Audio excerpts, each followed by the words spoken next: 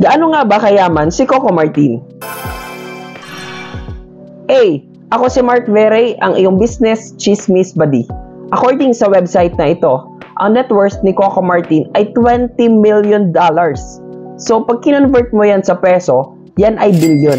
Si Coco Martin pala ay isang bilyonaryo.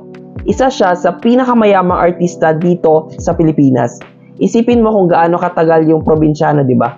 For sure, malaki ang sinasahod niya doon at sobrang tagal niya na din sa showbiz industry.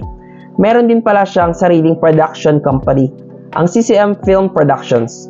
Ang company niya ang gumawa ng Panday, Jack and Popoy at ng iba pang mga movies niya. Maraming salamat sa pagsuporta sa mga content na ginagawa ko, and as a thank you gift, gumawa kami ng libreng webinar kung saan ituturo namin sa iyo kung paano ka magkakaroon ng instant 15,000 pesos cash. Para ma-access mo ang free webinar na ginawa namin, puntahan mo lang ang link na makikita mo dito sa screen. Sana maabutan mo pa.